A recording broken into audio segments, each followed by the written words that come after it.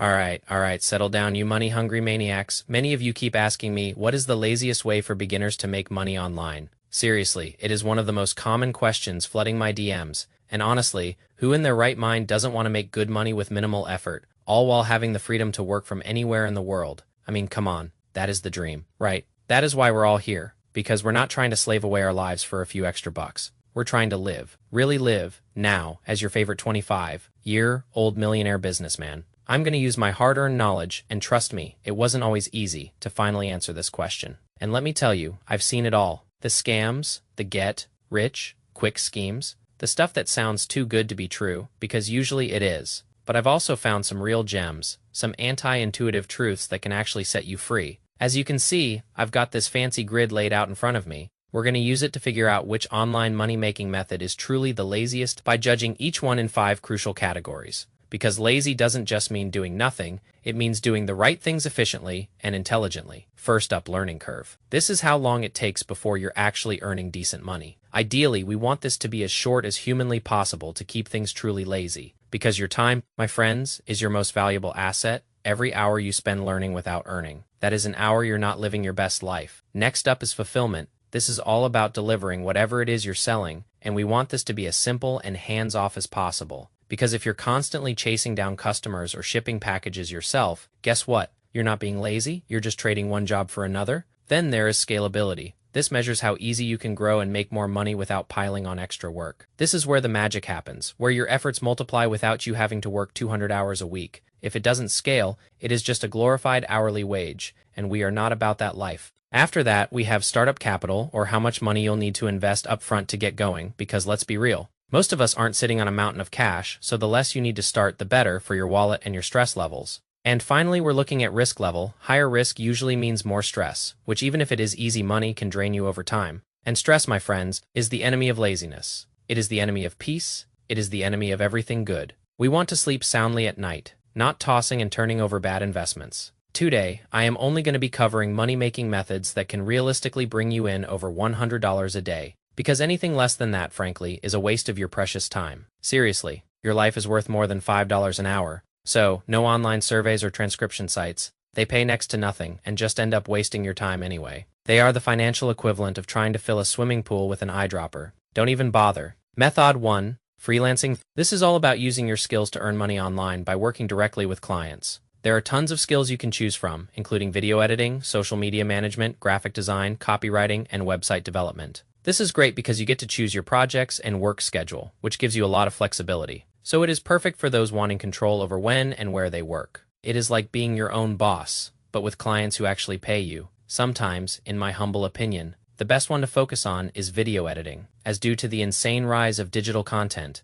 there is a real shortage of great editors at the moment. Every TikToker, every YouTuber, every brand needs good video, and most of them can't do it themselves. That is where you come in. A digital hero, making pretty pictures move. But the real question is, how lazy is freelancing? Well, let's have a look. For learning curve, I'm going to say 6 months. To start making good money, you'll probably need at least this amount of time to learn and build a solid portfolio. The most popular skills like video editing, design, and copywriting have tons of free tutorials on YouTube, which can help you level up very quickly, but 6 months is still 6 months. That is half a year.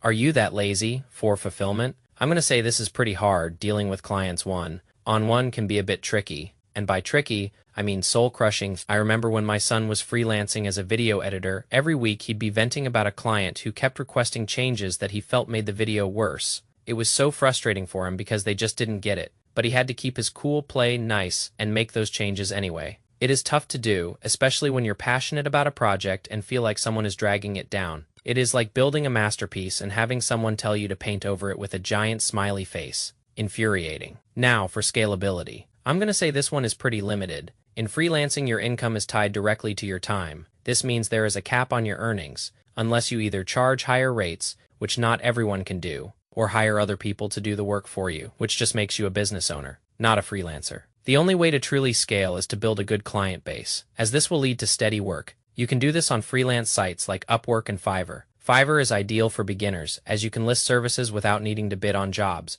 Upwork might be a bit more competitive, but it often has higher paying projects. But again, you're trading time for money, which is the opposite of lazy startup capital though. is pretty good. It is practically zero. If you already have a computer and internet access, you're nearly set. Some tools like the Adobe Creative Suite for design or video editing can be a great investment, but there are free or low-cost alternatives like Canva that you get started with. Your biggest investment here is your time, and let me tell you, your time is worth far more than you think. Every unnecessary expense is an employee you fired, an employee who could be making you money, finally, for risk. This is pretty low, mainly because there is very little upfront cost and you're directly paid for each project. The only real risk is potentially inconsistent income, so you might have to put in some effort initially to build up a steady stream of clients. So overall, this is definitely not the laziest method. However, freelancing could be a great way to start making money online, especially if you're willing to put in the time, build up your skills, and a client list. It is a good stepping stone, but not the promised land of laziness.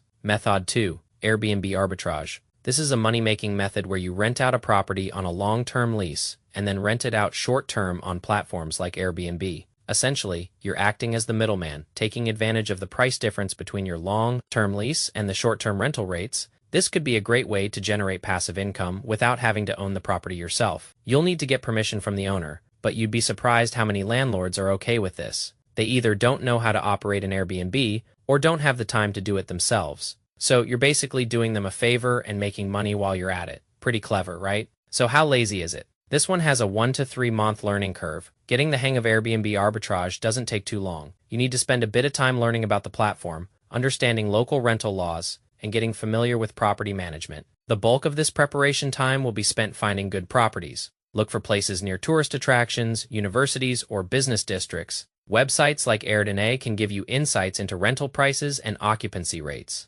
You'd also need to reach out to the landlords and let them know you plan to sublet the property on Airbnb. Make sure you get their permission in writing, as you don't want them to find out later and cancel your lease after you've put in all that hard work getting it up and running on Airbnb. That would be a nightmare. And very much not lazy fulfillment is medium difficulty. While it can be a relatively hands-off way of making money, you still have to deal with some customer issues from time to time. Guests might have questions or concerns, and you'll need to manage check-ins and cleaning. It is not as easy as just putting up a listing and forgetting about it, but it can be manageable with a good system in place. That is why it is a good idea to use management software like Guesty or Hostfully to streamline your bookings, communication, and check-ins. This will save you time and help keep your guests happy, because happy guests mean good reviews, and good reviews mean more money. It is just simple math. People. Now, here's where it gets really exciting, because scalability is very high. One of the best parts about Airbnb arbitrage is that it is highly scalable. You can keep adding more properties to your portfolio, and there is really no limit to how many you can manage. You just have to make sure you have the time and resources to keep everything running smoothly. You could be a property mogul, all without owning a single brick. Pretty cool. Here's the bad news though. This is going to require $5,000 to $15,000 of startup capital. This is where it gets a bit tricky. You'll need a decent amount of upfront cash to secure a lease,